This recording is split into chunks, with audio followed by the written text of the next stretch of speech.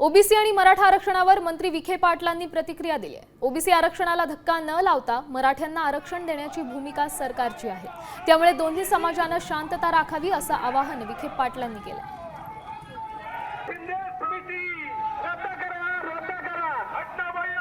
दोन्ही समाजाच्या नेत्यांना माझी एवढी विनंती का थोडी शांतता राखली पाहिजे, कारण काही सरकारची भूमिका जी स्पष्ट आहे पहिल्यापासून की ओबीसी मध्ये आपण ओबीसी आरक्षण आपण धक्का लावणार नाही। तर ओबीसीच्या नेत्यांनी विनाकारण अस्वस्थ व्हायचं कारण नाही आहे।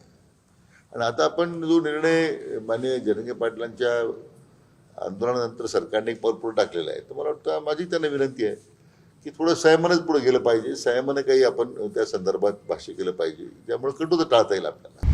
आता isakal.com आहे देशातील नंबर 1 ची मराठी न्यूज वेबसाईट।